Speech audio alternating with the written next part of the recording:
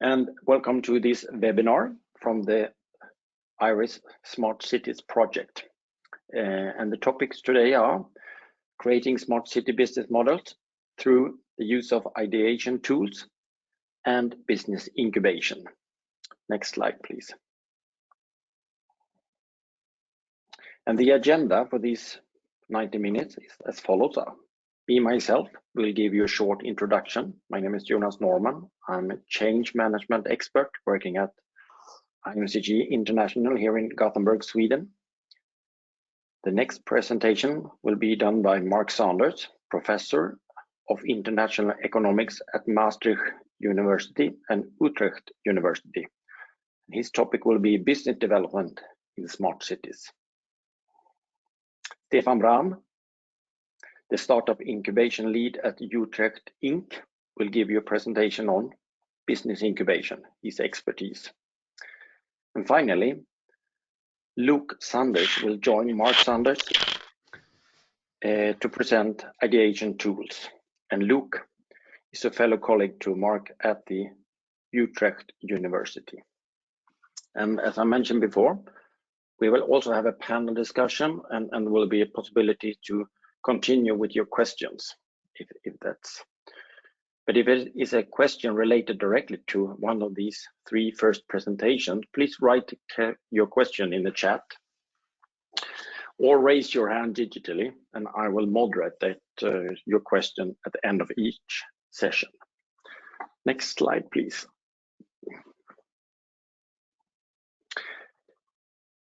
The IRIS Smart City project has been running since 2017, and it consists of 3 lighthouse cities and 4 follower cities. We have the city of Nice, who is demonstrating new possibilities in their Eco Valley, which is a business area and also an area for tourism. In the city of Utrecht, Kanalenland is a residential area, but also having a bit of commercial industry in the neighborhood. And here in Gothenburg, Sweden, we are developing new solutions on a campus area and also related to the knowledge industry. And the ambitions for all these lighthouse cities has been to present solutions for fossil-free energy in buildings and fossil-free mobility solutions. Next slide, please.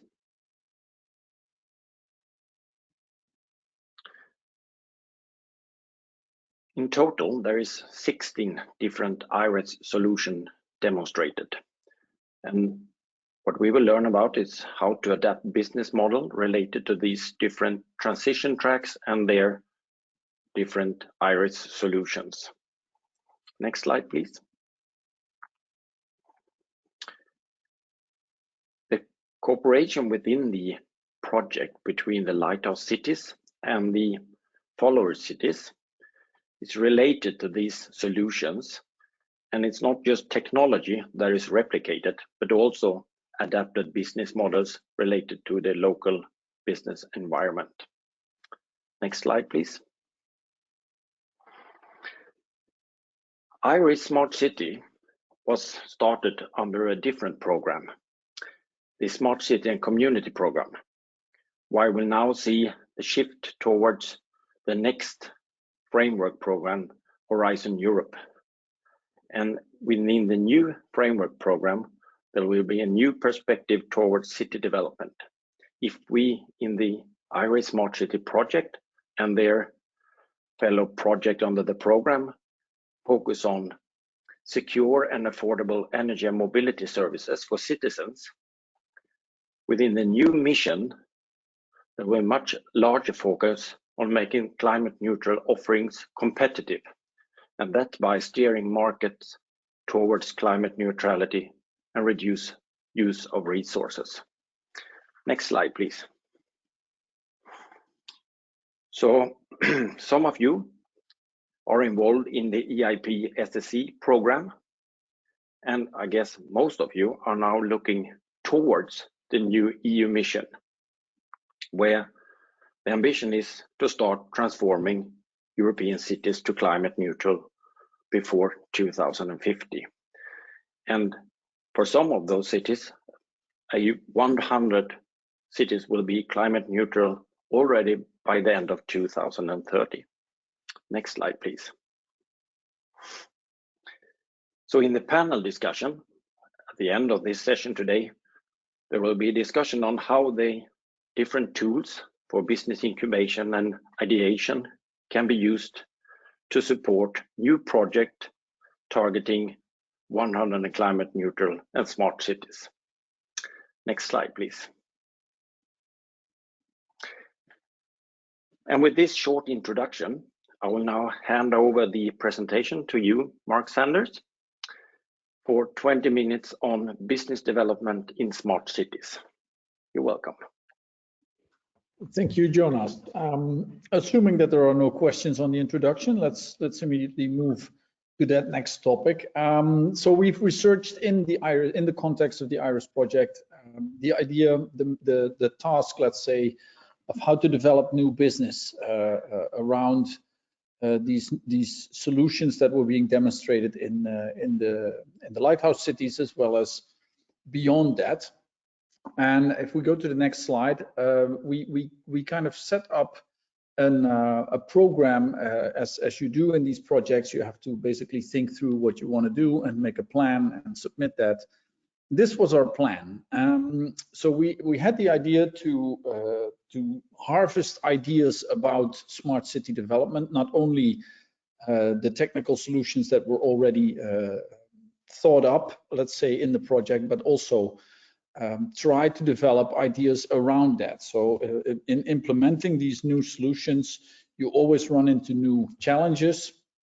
They're typically not part of the project. So with this program, we dubbed it the Smart City User Innovation Business Incubation Program, and I gave it a 1.0 here.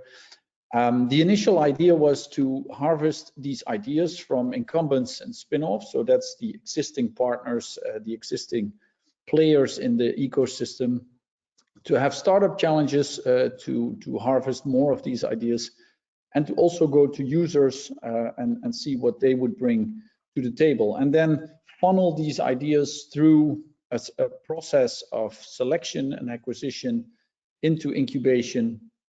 And then hopefully, because you'll lose a lot of ideas along the way, end up with a few viable startups at the end of the program. Now, this was, and Luke, you can click, this was what you would call a cunning plan. But you can see here that the person coming up with cunning plans, anyone who's a fan of Rowan Atkinson knows that this typically is a setup for failure. Not that we completely failed, but this plan obviously didn't work exactly as planned. What we did first is did some research to try and see how this would work. And what we found out quickly is that finding incumbents and spin-off ideas is really tricky because ideas in existing parties are either too immature to incubate or too mature to usefully incubate. So firms are already active in this field. They either have ideas that they already developed or and are developing, or they have very rough ideas that are not yet suitable to go into incubation. And we also researched user innovation. But so it's a good thing, I guess, that we started out with a plan and then researched first whether this would work. And the research that we did, I want to really quickly take you through this. Next slide is the first research that was done, is a PhD student that worked on the idea that incubation would be useful, and that maybe we needed to transform the incubation program to better service the needs of new ideas, new ventures in smart city development. But what this research quickly taught us, looking at startups in two different incubators in Utrecht, we found that it's actually not the case that, so yes, incubation works. It helps these new ventures. It brings these ideas further in this funnel that we were talking about. But what it does not need is a specific program for smart city innovation, because regardless of the knowledge base, let's say the ideas, the type of ideas, the field in which you are, incubation works for all startups. And so therefore, we needn't change the incubation program to better fit the smart city context. That was the first lesson. Then the second lesson on the next slide was a piece of research that was done by a master's student who went to basically to the French incubator in Provence Alpes-Côte d'Azur, and found that in that incubator, there's a lot of startups that are actually indeed committed to sustainability and smart city. We could classify them as smart city incubation incubates. And they do very well in terms, they do actually better, at least in France, they do better in terms of generating new employment and generating business. So in that sense, the news is good. But there it was also clear that these ventures, they benefit from a generic incubation program. You don't have to make a smart cities incubation program to help smart city ideas flourish. So that was the first important lesson that we got confirmed from these two pieces of research. And then the next one, on the next slide, we looked into these so-called user innovations. It's also an interesting way to involve citizens more and go to the users really of these technologies to see what they have in terms of ideas. And what we found in that research is that they rarely end up in incubators, and it's actually logical if you think about it, because users don't necessarily have the incentive to start a business and develop into a firm, but also that these user innovations, if they end up in an incubator, they don't really need a specific incubation program. So there is this problem of not having these innovations come into the incubation programs, but we don't really have. So we need to change let's say, if we need to change anything, it's about the selection and marketing, and it's not so much about what you do once they have entered the incubation program. Okay, so the next slide, we have work that was done by three separate master students.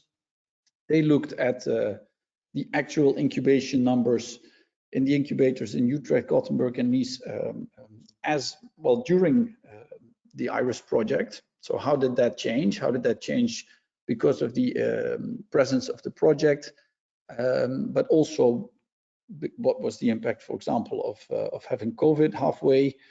And what you see in their work is that in the incubators, the percentage of startups that is classified as smart city is reasonable. It's quite significant, 10 to 20 to even 30% in some more specialized incubators. But what they also find is that so we had a certain methodology for classifying these incubates. And it's not so much the technology or the ICT use, because that's very common across all new firms, new ideas that get developed in incubators. What is the most restrictive, let's say, condition is involving the citizens, which is with 5% rather low.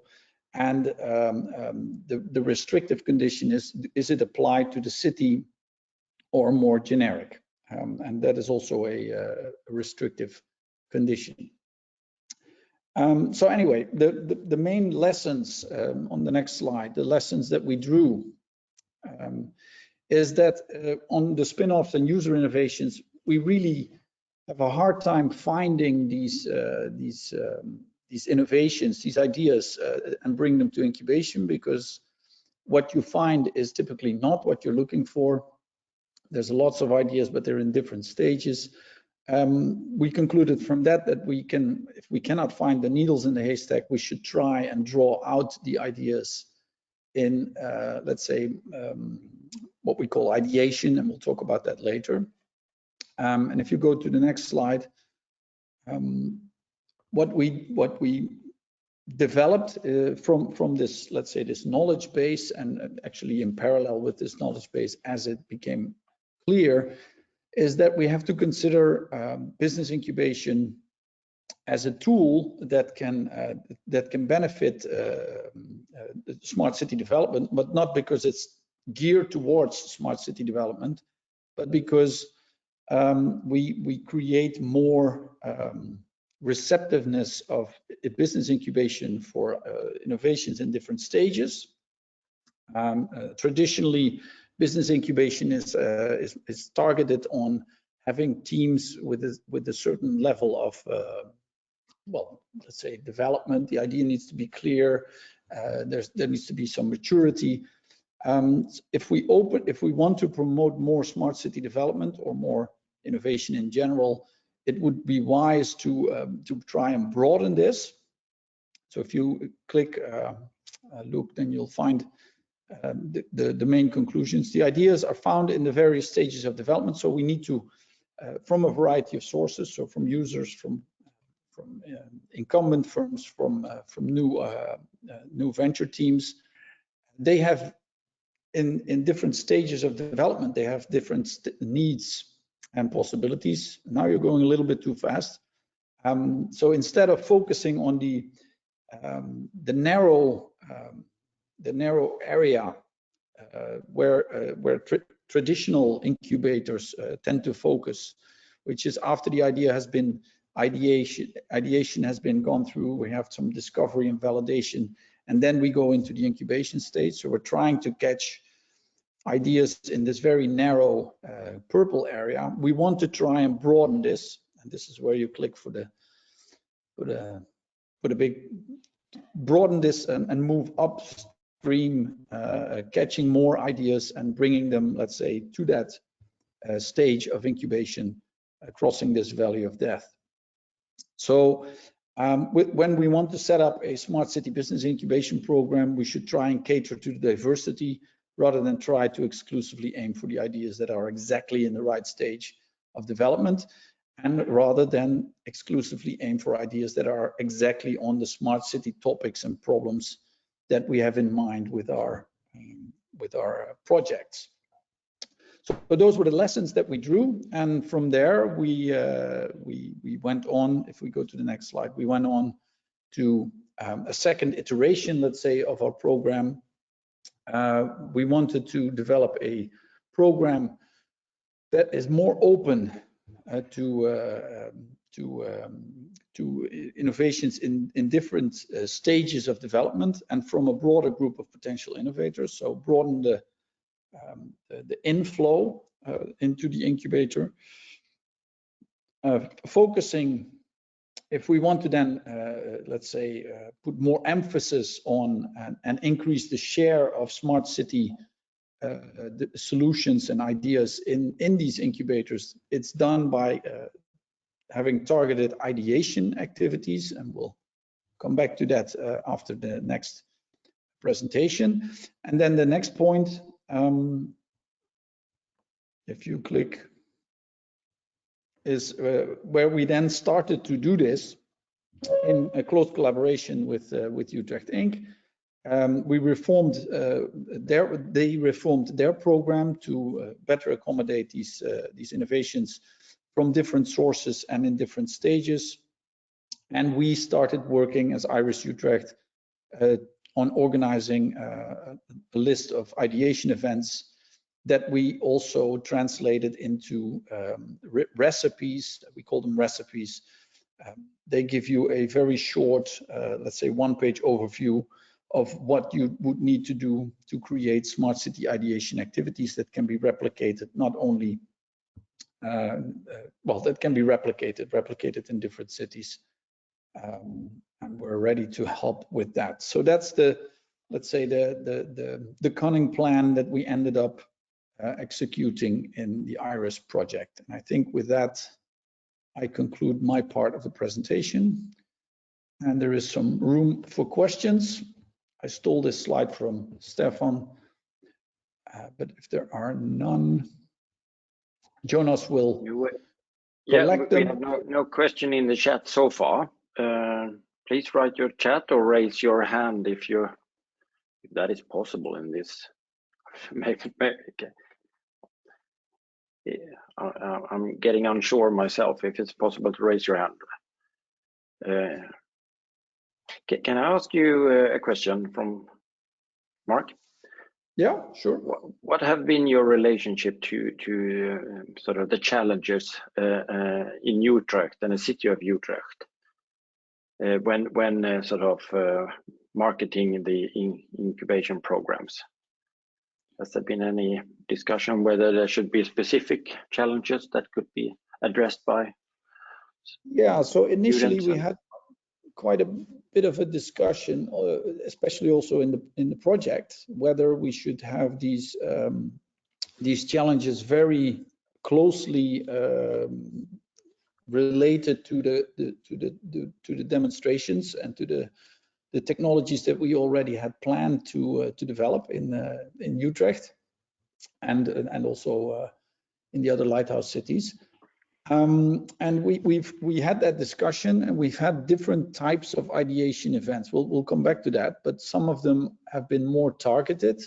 But the more you limit the challenge, the harder it will be to get sufficient high quality ideas, and therefore the more effort you need to put, and also the more resources you need to spend in attracting the right audience, attracting the right sources of ideas.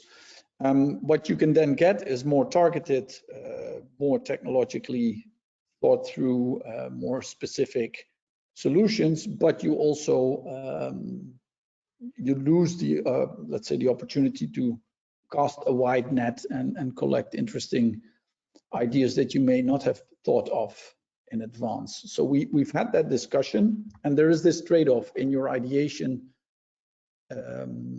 recipe. So we've tested several types of events, and some of them were more targeted on very specific questions. So to give you the example, well, I don't want to steal Luke's thunder, but one of the events that, okay, I won't. We'll come back to that. But so you can see that different types of events generate different types of outcomes, broader, more targeted, but that has implications on how you organize it.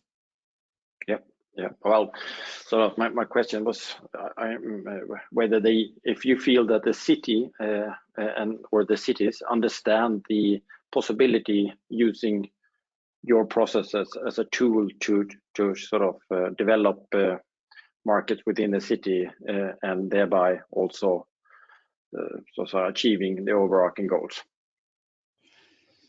Whether the city, it depends very much on the person, I guess. If you have well, let's call it more of an engineering approach, and you think, okay, this is the problem. Here are the specifications of what the solution ought to look like, and I want that done. Then this is not a useful way of going about it. If you're more let's say, if you're more inclined, more favorably inclined to have a more open approach and say, okay, this is the problem. We need a solution. Let's see how much, let's see what ideas we can mobilize. Then ideation, business incubation is a very powerful combination. So it depends on how much, I guess you can call it control, you're willing to give up over where exactly the solutions will be.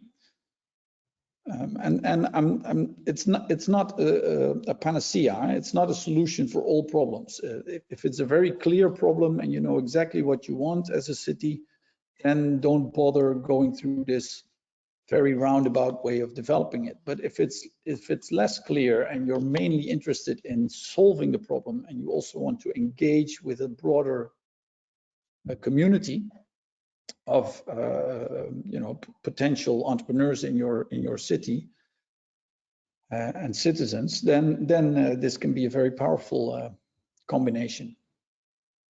Okay, thank you very much. Well, we are not discussing citizen engagement, but this is one part then of citizen engagement. Super. Thank you very much, Mark. You will be back again later on. And with that, Stefan, would you like to switch on your camera, your microphone, and shift to your presentation? Thank you. Can you hear me well? I can hear you perfectly. Okay. Let me start by sharing my screen.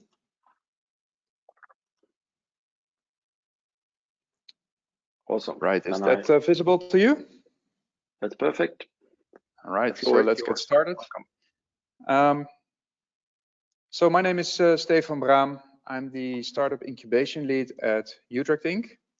We are the startup incubator in Utrecht, founded by the University of Utrecht and the University Medical Center 12 years ago. I myself am a startup co-founder. I've worked in corporates for 15 years, and now for the past 4 years, I've been active in this startup incubator. Just to give you an idea of what we do, over the past 12 years, UtrechtInc has helped over 260 startups to market, of which 60% still exist after 5 years. And these startups have generated over 3,000 jobs.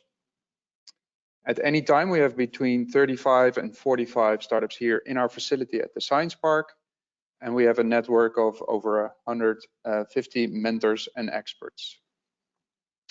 All of this combined led to us being elected a top 10 university incubator in the world, which we are quite proud of course. So we participated in the IRIS project, I think for 2 main reasons. This is an overview of the startups that we've helped over the years, and as you can see, we focus on topics that correlate with smart cities and healthy urban living. So on the left-hand side, you see education, which also includes lifelong learning, for instance, and goal setting and mental well-being.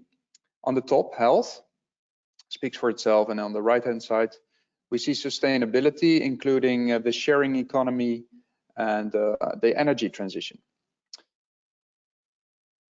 So why would you, as a city or a region, support startups? Well, we believe that this can really help to bring innovations to market, to build successful businesses, to complete an ecosystem, so as a piece of a chain. It also contributes to the attractiveness as a region.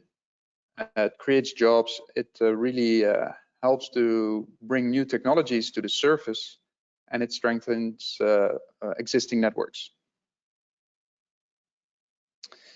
So, of course, many of you might have heard terms like incubation and startup, but what do we actually mean when we talk about that? Well, our definition is as follows. A startup is a human institution designed to deliver a new product or service to market under conditions of extreme uncertainty. 2 things I want to mention here is that, first of all, it's not necessarily a commercial company, so it's a human institution. So by this definition, you could also regard part of government or an NGO or part of academia as a startup team, as long as they deliver a new service or product to market. And the second thing is that it's under conditions of extreme uncertainty. And that means that a lot of the assumptions that you have in the early days of the startup idea are unvalidated. So they're really literally assumptions. You think the customer exists, you think the societal problem exists, you think you have a technology that might work, etc., etc. So what we can help with as an incubator is getting rid of these risky assumptions and validate them and turn them into to facts. So if we've established what a startup is, then what does a startup incubator do? Well, you can compare us to a greenhouse. So if the startup is let's say a tomato plant, then of course a tomato plant can also grow outside of a greenhouse, but we know that in a greenhouse we can control the parameters like temperature, moisture, light, soil, etc. for plants to grow quicker and more fruit bearing. So that's how we see the role of an incubator, to make sure the parameters are optimal for success, and we can really boost the growth of these companies. But on the other hand, the companies do have to grow themselves. We can't do that for them. So who do we help as an incubator? We are really in the early stage of the life cycle of a startup. So we are right at the point where we talk about ideation, discovery, and validation, and not so much scaling up. That's more later stage. And we tend to focus on the majority. So there's in a population always a group that will probably never succeed, and there's a group that probably always will succeed. And it's really our task to enable and empower the majority in the middle and help them to develop their entrepreneurial skills, their network, and help them through these stages by coaching and mentoring them. So what are the stages that we support? Well, in the very early days of a startup, when you have an idea to impact society, then you're really trying to ideate and validate. This is really where you have a divergent approach. You want to try out as many things as possible to find out who the customer is, what the problem is that you can help solve. And then once you have established that, you can then move to the acceleration phase, which is way more focused, so convergent, and really trying to make your sales effort and your impact repeatable. So why should you validate, and why should you do all these activities in the early stages of a startup? Well, we really believe that in the early days, the cost of being wrong is really low, but the risk of being wrong is really high. So if you can start in the early days, validating these risks, validating these assumptions, then the cost of that, whether it's time, effort, energy, or money, is relatively low. And the sooner you find out if something is going to work, the easier it is to then invest and grow the team and make it a success.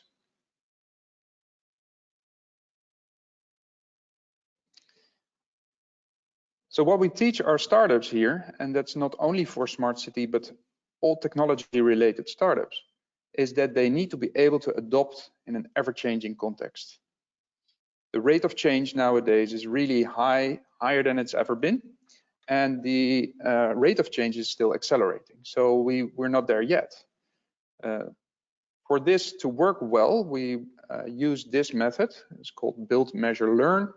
It founds its origin in the Lean Startup methodology, and it's really about trying out new features, releasing that to society, have people really use it, learn from that, and then from those learnings define the next iteration, and thereby iteratively improving your product. So as an incubator, how do we actually help the people that start a startup with us? Well, at the bottom of this pyramid, you see we have some physical facilities. Those are the turnkey offices and the flex desks that we have here at the Science Park. That's quite easy to do. But on top of that, we offer our more active facilities, which are our validation programs and acceleration programs, as well as all kinds of events that revolve around matchmaking. And with matchmaking, I mean making sure people connect that maybe would otherwise not have found each other. Maybe to become a mentor, to become a co-founder in that team, or to become an investor, or maybe a launching customer. If we do these two things right, then a third layer appears, which is a community of entrepreneurs. And I should be really modest that what we offer in these programs is not rocket science. It can also be taught from a couple of books or a few evenings of YouTube. But what is really valuable is this community of entrepreneurs. It's the hardest to control, but I think the most valuable to have, because this is where connections are made, networks are built, people find mentors, etc., etc.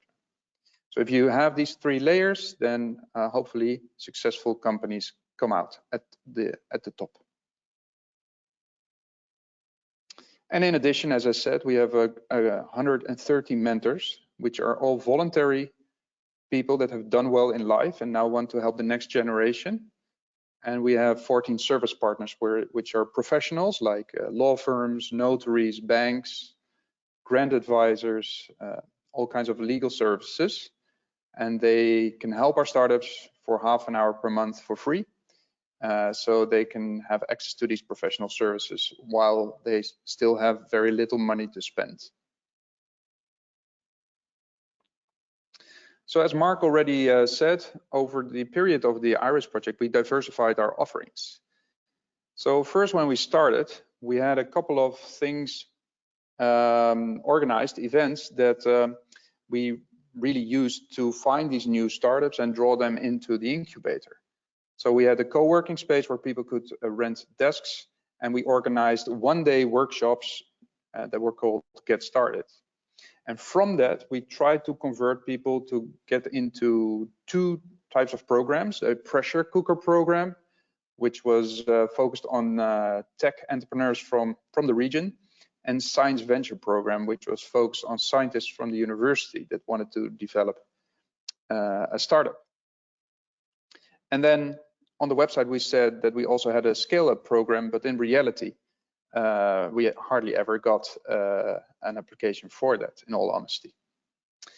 So we've thought that maybe we were offering too much of a one-size-fits-all solution here. So we tried to change that to the bottom diagram, which is we got rid of this Get Started workshops. And we now offer 3 validation programs that are really focused on this early stage. So we really broadened the inflow and the scope of the early stage startups, but still we diversified to make one version that is particularly appealing to students, one that's particularly appealing to deep tech and technology startups, and one that's more based on science startups.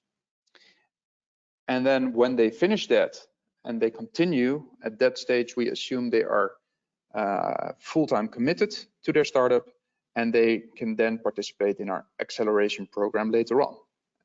At that stage, because everyone's committed, everyone has customers, we don't have to diversify between these 3 groups anymore.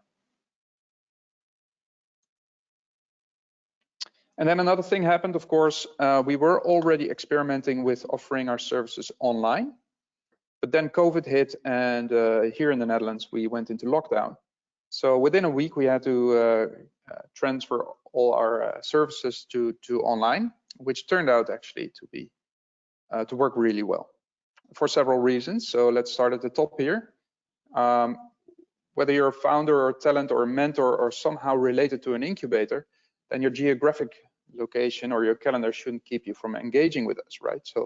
So people no longer had to come here by car or by public transport to interact with these startups. And if we follow clockwise, then the next one on the top right is by providing these digital programs, we can now offer customized features that would otherwise be unaffordable. So we can personalize or customize specific parts of the program and tailor that to the needs of the group way easier and way cheaper than we were able to do before. Then on the bottom right, we always had the impression that if we run programs online, it would be suboptimal and the people wouldn't feel that they are part of a group and that knowledge transfer would be weak, but we found that it's not the case at all. Actually, people really appreciate participating online. And also on the on the bottom left, you can see that we thought it had a negative impact on the group cohesion of the participating startups. And it turned out to be quite okay, as long as we made an extra effort for them to bond online. So, and last but not least, on the top left, you see that due to COVID, people are now more used to digital services than ever. So it was not a shock to many people that we actually moved online. So that brings me to the most important learnings that we've seen over this IRIS period from our startup incubator perspective. First of all, it's really good to understand that when we talk about startups, it's not a status, it's not a given thing, it's more of a journey and it's ever evolving. So that means that startups can be in several stages and you have to keep that in the back of your mind when you consider helping them forward or supporting them. Second of all, we understand that diversity is really crucial. That means that you want to put people with different backgrounds in the same incubator, and also people from various stages, and that's actually beneficial. Third of all, we see that a lot of startups that later become successful actually started with the problem in mind and not the solution. So we really urge startups to work from a market need perspective and rather than a technology push perspective. Next up is that a great team is better than a great idea. And we've seen that great teams are actually able to optimize and pivot to what works best for the context that they're active in, while a brilliant idea only has one shot of becoming successful. Then we have seen that both online and offline interactions can live next to each other, so kind of a hybrid world. And we really, even though COVID is now hopefully going away a little bit, we will definitely continue offering our services partially offline and partially online. Next is that we like to focus on ideation and validation. And both these phases turn out to be very important for the later success, and it's really a numbers game, which is the last point. So you really need to gather a lot of teams and a lot of ideas to end up with a few that really work at the end.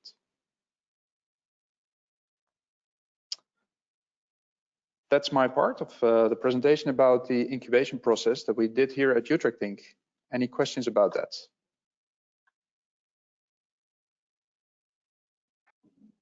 Any questions? I can't see any new questions in the chat. If you have any questions in the chat, I will get back to it later. Yeah, but there aren't any, so that's good. Anyone would like to switch on the cameras and microphone and ask a question to Stefan? If not, I have a question for you. You are located in Utrecht, and I guess you have had a great relation with Utrecht, being incubated within the city and so on. How do you think your business will evolve online, working not just maybe in other cities in Holland, but also in other cities throughout Europe? Will this change your business going forward? Yes, definitely. I think that by moving online, we all became part of the same pond that we are fishing in, to use that metaphor. So when we are completely online, people from anywhere can really participate in our program, but also our startups from the Utrecht region can participate in any startup incubator that is also online.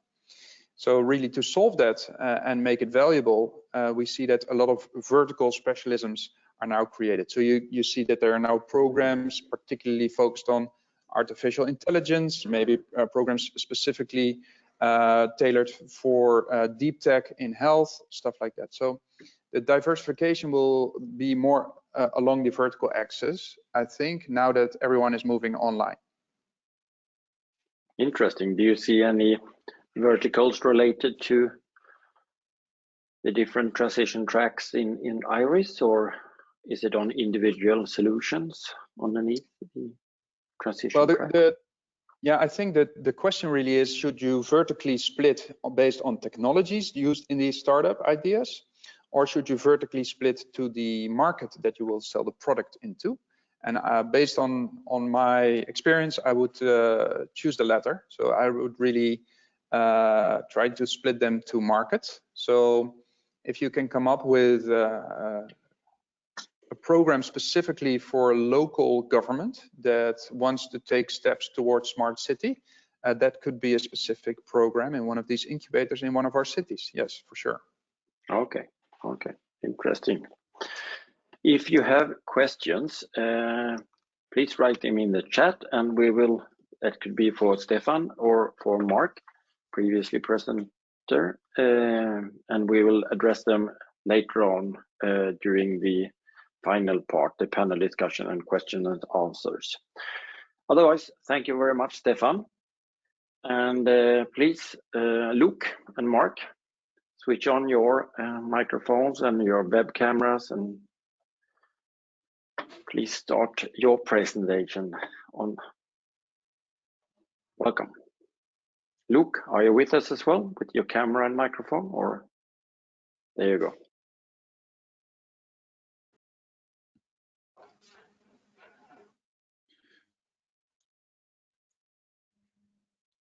Luke, are you taking the lead? No, I think the first two slides are yours. Okay. Yeah. So sorry for that.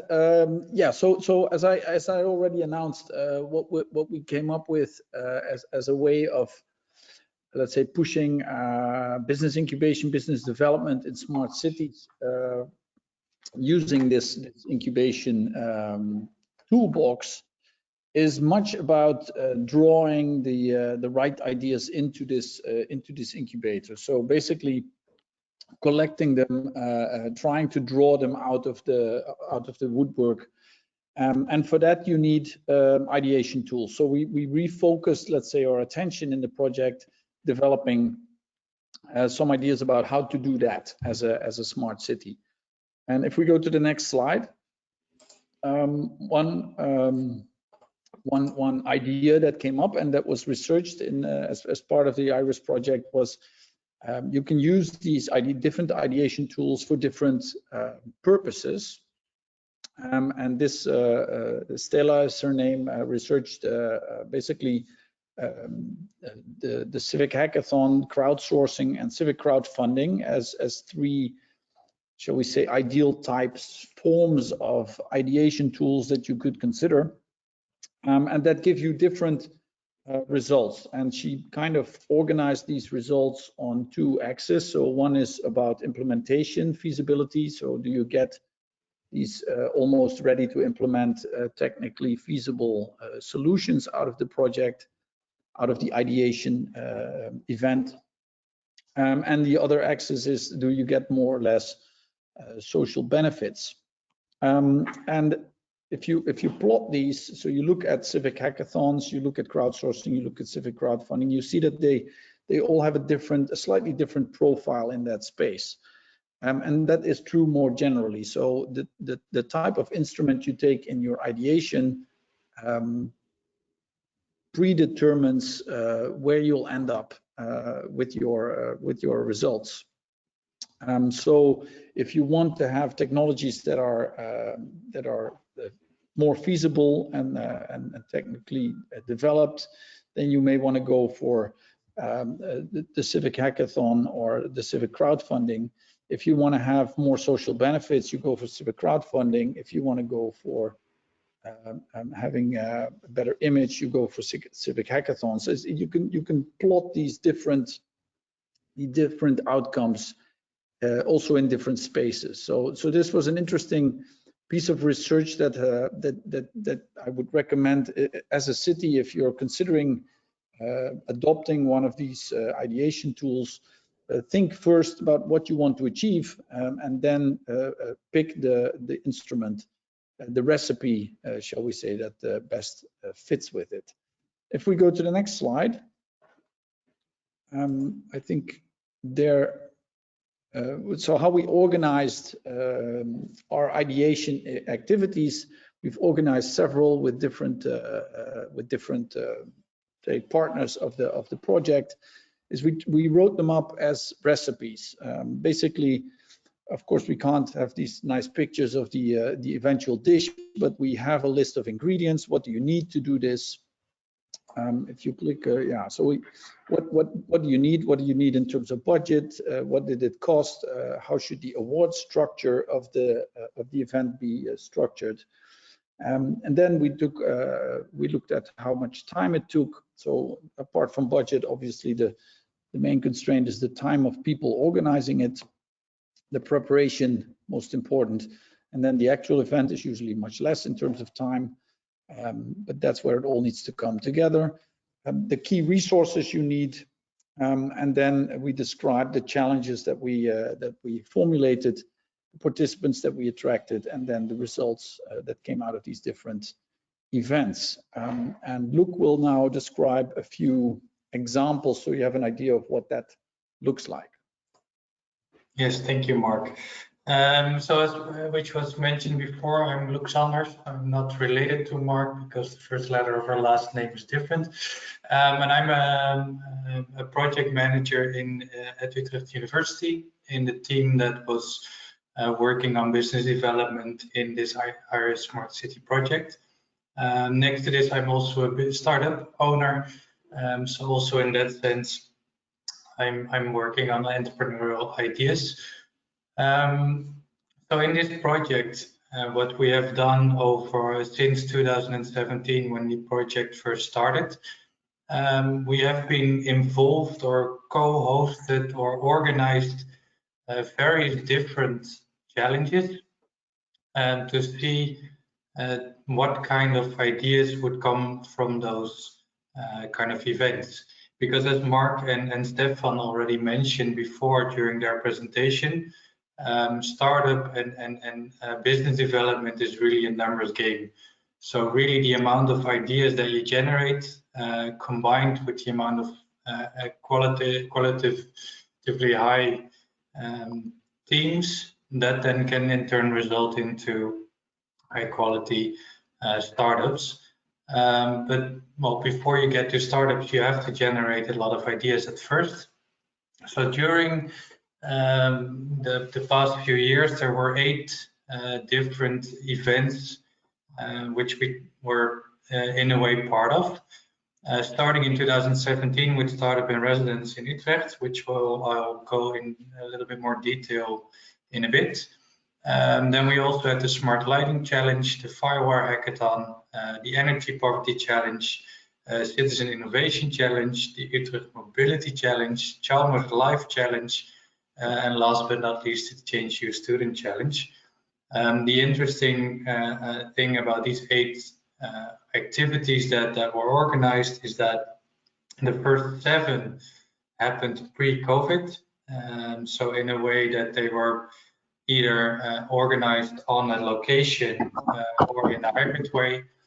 And the last one, so the Change Your Student Challenge, really happened in an era where everything was happening online. So we have seen different kinds of events in different kinds of settings, and we're able to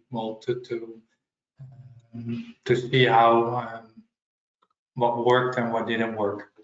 So there are two activities that during this webinar I'll highlight, and after highlighting these two recipes, I'll show 5 different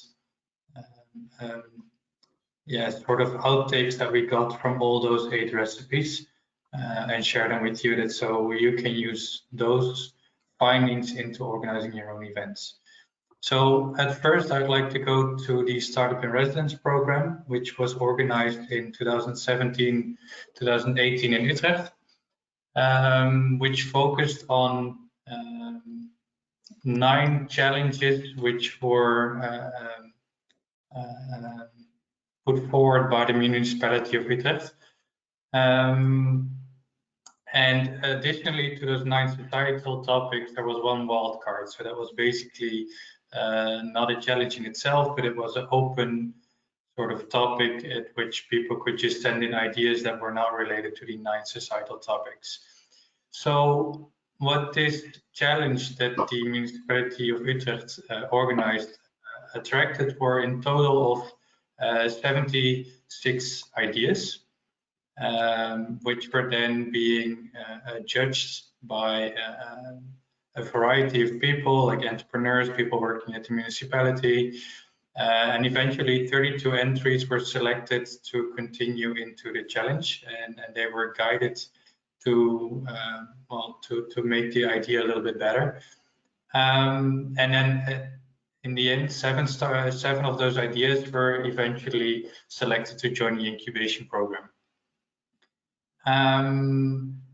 What we found is that one of the key success factors in organizing this event was that the municipality of Utrecht and Graduate Space used the network to reach out to thousands and thousands of people who would potentially be interested in sharing their ideas on one of those 9 societal topics.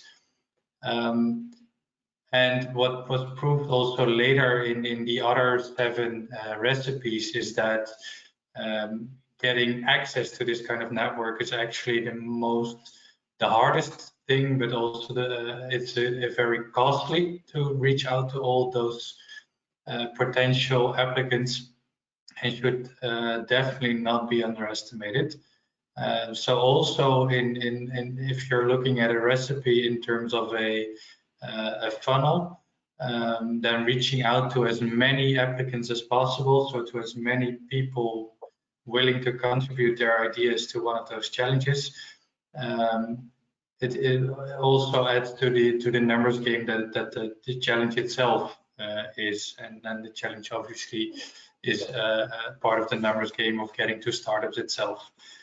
So what also worked really well in this challenge, we believe, is that the end goal of those challenges was that the municipality would become sort of a launching customer to the winning ideas. So eventually six ideas received a contract by the municipality of Utrecht in them becoming a launching customer, which obviously is very important when in the validation of an idea for a startup to know that what they're offering is actually what the market is looking for. Then having a launching customer is really important. And on the other hand, so while there were 6 ideas that eventually found solutions for 6 of the 9 societal topics, on the other hand, the wildcard was indeed very positively received by entrepreneurs. So a lot of potential applicants did share their ideas on what the municipality might find interesting.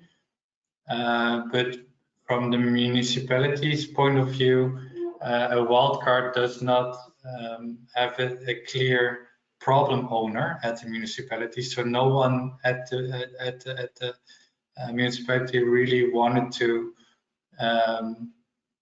take ownership, sort of, to see which one of those ideas would then also be could become part of the incubation program following this challenge.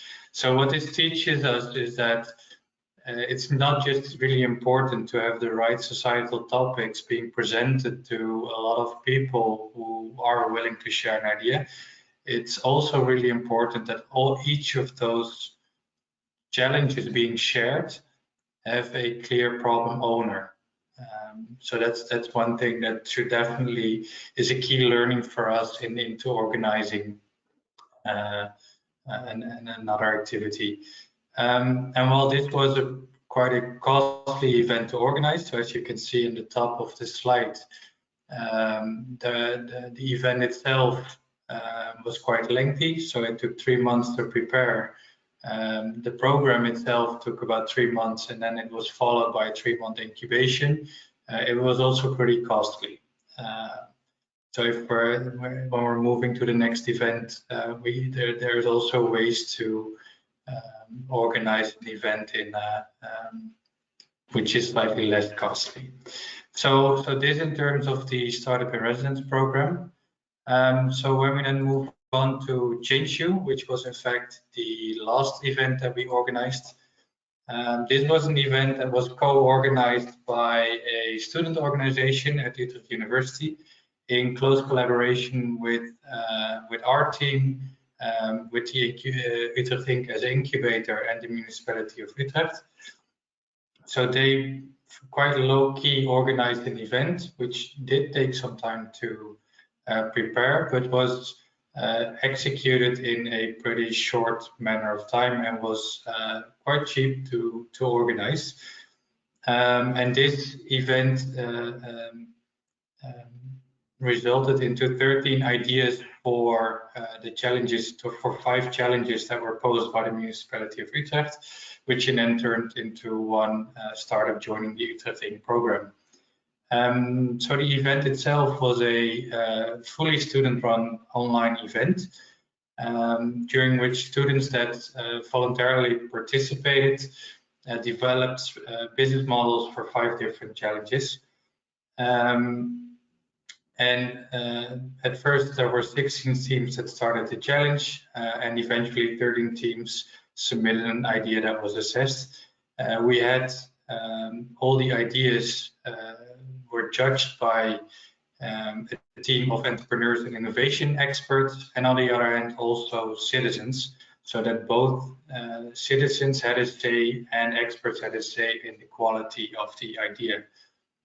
So what we did find is that a 16-day program possibly is too short to get students to deliver a very detailed business idea, but that maybe is not what you would want from such a short challenge. This is also something that if there is the right team behind the idea, that's something that the students can continue working on in the business incubator.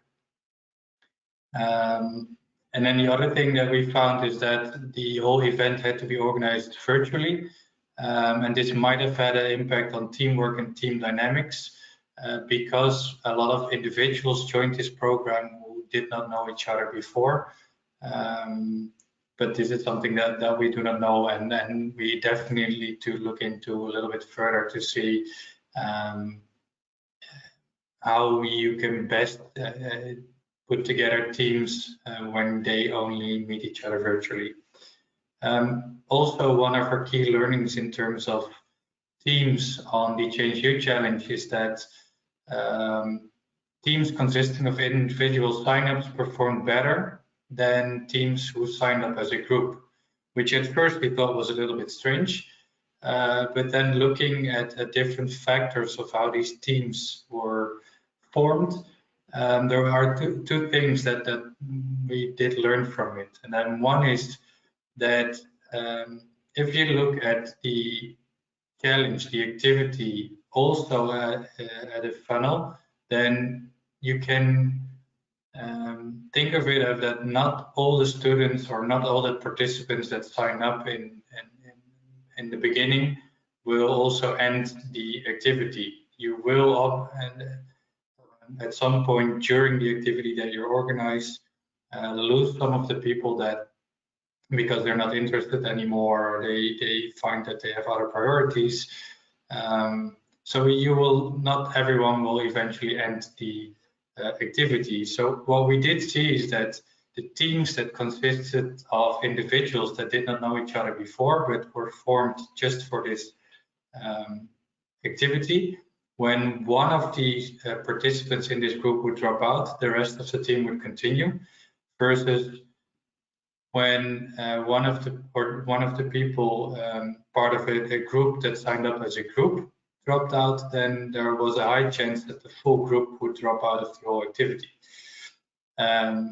Also, so that was one key learning, and then the second key learning was that also in terms of idea quality, the teams that consisted of individual signups performed way better than teams who signed up as a group. And we think that that has something to do with the background of the team diversity of this group. So also that was one of the key findings that we have from the Change You Challenge. And now I've just very briefly gone through two of the 8 idea activities that were organized from our team during the IRIS program.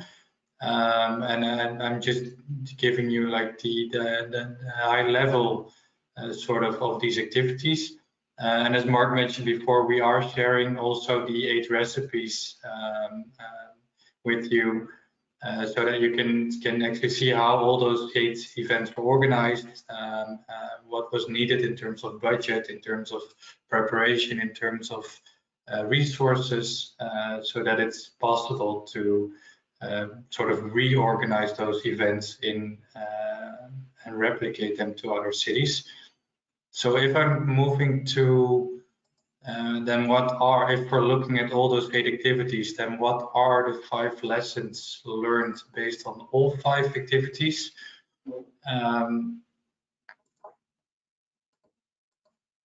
Then it's mainly the first thing is to really look at the applicants and see if it's possible for the teams joining the challenges to be diverse culturally, in terms of gender, in terms of educational background, because we believe, looking at the ideas that were generated during these 8 activities, we believe that they improve the idea quality. So if you're organizing a challenge within your city, please consider to have individuals sign up instead of groups signing up. And the second thing is to attract the desired ideas.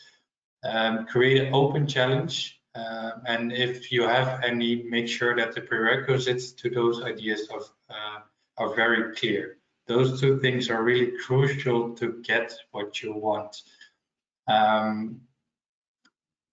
Because we did see also challenges where actually the solution was already sort of presented, which then in turn led to very frustrated participants.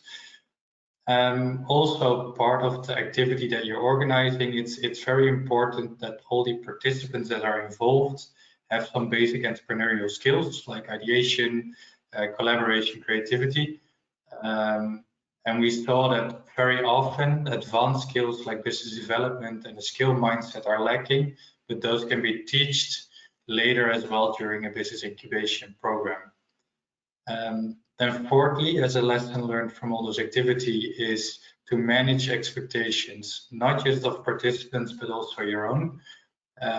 Really see the activity that you're organizing as sort of a activity funnel, and expect that people will drop out during the activity so that you can focus on the moments that participants would drop out and make sure that they don't. And then lastly, as a lesson learned from the recipes on smart city ideation, is that the incentive, so the award structure, really needs to be proportionate to the expected effort that participants have to deliver. So we felt, based on those 8 activities that were organized, that if you're really looking for ideas to be put forward by participants, then the appropriate award structure ranges, at least in the Netherlands, on about 1,000 or 2,000 euro for the winning team. Whereas if you really want the idea to be developed into a validated business model, you will need to offer 10 to 20K for the team to really develop the idea into a business model and join the Business Incubation Program. So those are the 5 lessons learned. The 8 recipes that we wrote based on the 8 activities will be shared with you via the IRIS website. And if you have any questions on the recipes now, then feel free to ask. Jonas, I leave the floor to you. Unmute. Thank you very much, Luke and Mark, for your presentation. Meanwhile, you're giving your presentation, Luke. There's been a question raised in the chat by Muriel, and it's already been answered by Mark and Stefan. I think if you all open up the chat, you can read into this as well. And in the very end of the chat, Panos has also highlighted that the report or the recipes is presented as a fact sheet, also available on the IRIS website. Perfect. Luke, can you switch to the next slide, please? Thank you very much. So Stefan, Mark, and Luke, thank you very much for your presentations and your insights and your conclusions for the work done. But as I introduced today's webinar, I say that many of the listeners or participants today are working in projects like IRIS and under the Smart Cities and Communities program. And as a city representatives, they now look into the going forward with the city development and targeting climate neutrality before maybe already as early as 2030. Can you briefly, the three of you, just say how you could recommend the city representatives to work together with services like you, an expert like you, using ideation tools and business incubation to achieve their target of climate neutrality? Would you like to start, Stefan? Thank you. So if we imagine a city area, a region maybe, in a few years from now, then it will become a highly connected, networked environment with a lot of sensor data, a lot of data generated. I think it's really the role of government to make sure this data is then made available for the good, for society. And I think it can be the startups that can develop services on top of that layer of data. So when it comes to focus and becoming climate neutral in a future smart city, I think the focus for the government is to make sure that this network of data generated sensors is available for society to build services upon. So yeah, that would be my approach going forward. So providing incubation, sort of your business incubation with some sort of asset, data asset. Yeah, perfect. Well, I think, Mark? Yeah, just reflecting on this question, I think what is important to realize, and Stefan already alluded to that in their own programs. So when incubators become more, let's say, footloose, you don't necessarily need one in your city to benefit from the services of incubators, because they're going increasingly online. That works relatively well, and so that connect is that restriction, let's say, that limitation for any city that doesn't have the benefits of having a good incubator in the city already, will be gone. And so that's one important thing to realize. But I do think it's really important, if you are considering developing new business, to make your city climate neutral by innovation, that you and using these tools, you need to first partner up with incubators. So don't take that for granted. Partner up with them, even if they're not in your city. So that's the first step, I would say, because you really need them to pick up on the ideas.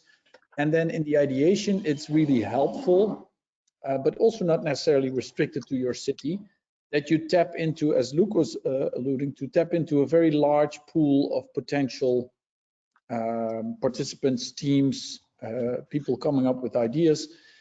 I would also not restrict that to your city. So the example of the Utrecht challenge that was discussed reached out to pretty much, I think, the whole European community, and that is also smart, pun intended. because it is a numbers game, and it doesn't really matter where the ideas come from. And they probably, if they work in one city, they will probably also work in other cities. And scaling up is the main engine of building up a viable business model. So I think cities could really do something with these tools, but should not try to make this specific to their city only, and be very apprehensive about their funds and their ideas spilling over to other cities and other incubators, because that's actually the purpose of the whole exercise, I would say. Thank you. Luke, would you like to? Yeah, well, I think adding to what Mark is saying, it's also about sort of it's also about opening up. I mean, what we did see in those in most of the activities that we monitored or organized is that when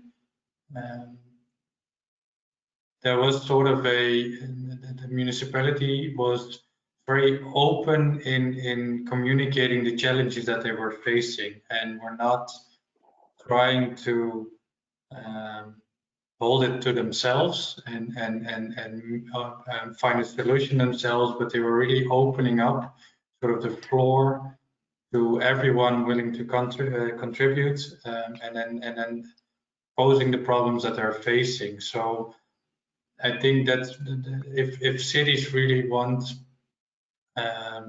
to achieve this climate neutrality faster than 2050 and achieve it before 2030, then they're probably facing a lot more challenges than they can really cope with.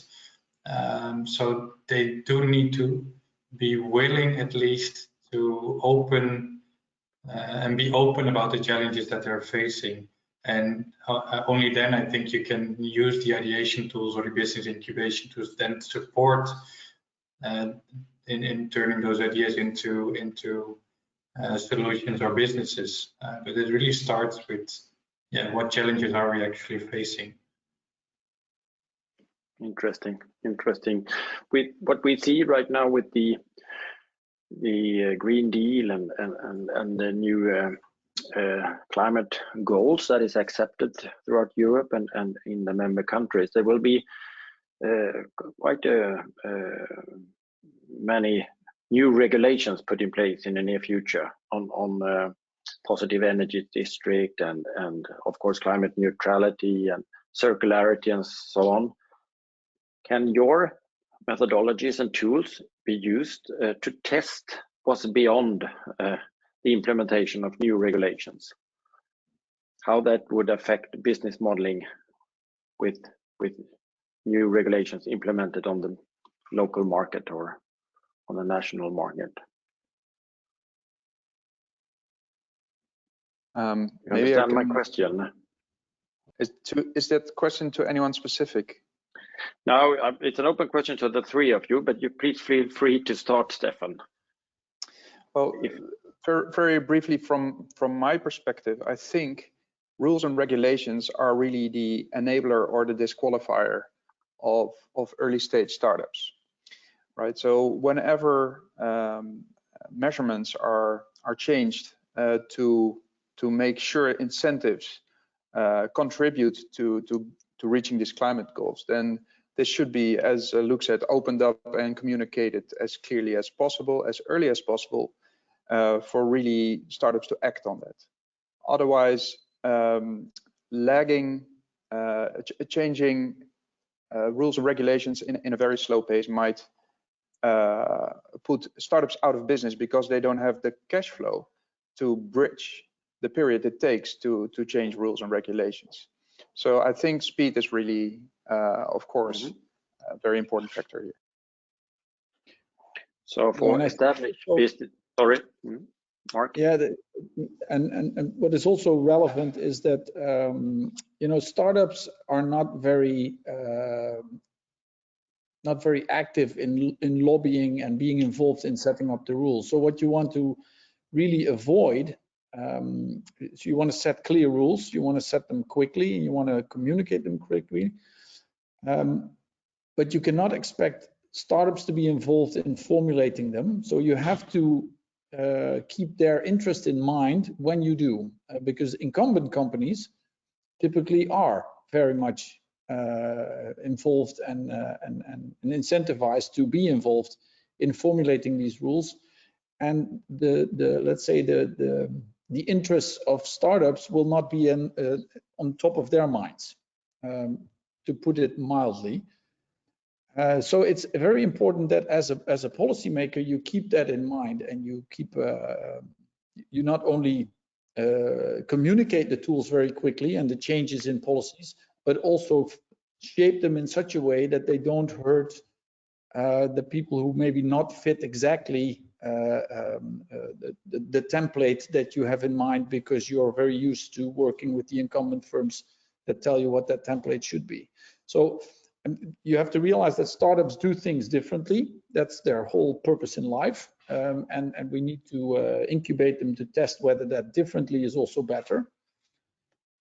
But that also means you need to create rules that are on the, let's say, the objectives for society, and not on the technologies that are being implemented. So you should make your policies maybe a little bit more open and less prescriptive on how the goals are achieved, and stricter and clearer and faster on what goals are to be achieved and what that will bring, or what the cost will be, or what the subsidies or benefits will be. And the other thing is, investors as well as businesses typically don't build up a business model on a government regulation. Especially subsidies, because they know that that is a very shaky foundation for a business. At least that's what they tell me. So if you come up with a business model that relies on a subsidy scheme or on a policy, typically investors will say, well, that's all nice, but not for me. Okay. Thank you very much. Luke, do you have any comment on this? Well, the only thing that I can add from more of an activity perspective is that, I mean, from policy perspective, you have to keep an open mind and try to find these challenges that startups are facing when they are trying to come up with solutions for the challenges that you're posing as either municipality, a province, or as a country. And then I think the challenge to organize a challenge is a great framework to get in touch with teams that are working on finding a solution, and then also see sort of in a structured way what kind of regulatory issues they run into. So I think to be at least as a policymaker, as a policy institution, to be part of this sort of activity also helps in seeing what those teams, what kind of challenges they are facing and trying to come up with solutions. So I think it's to know as a municipality where you need to be flexible is also to really keep your ear to the ground and find out what's going on with the startups that are working on your challenges. Thank you. Thank you.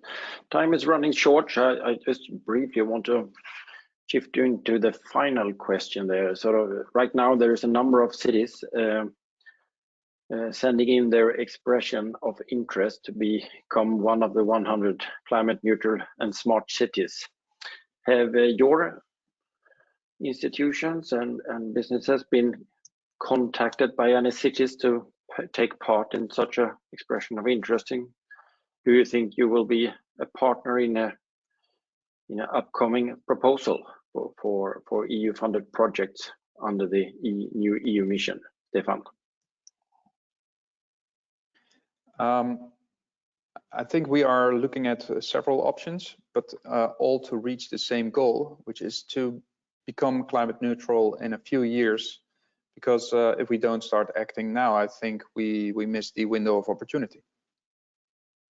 Okay. So really looking forward to working on that. Yeah, perfect. Online with throughout Europe. Mark, what about you? Are you in any discussions going forward? I've left Utrecht University, so I'm not up to date to the latest at that institution.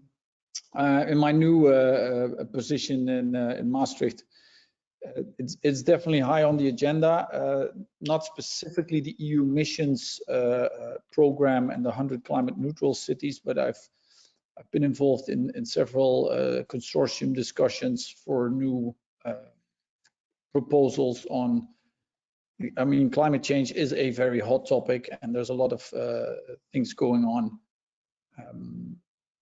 I'm not going to be involved in specifically ideation. That was unique in Iris, but I think it still has big potential.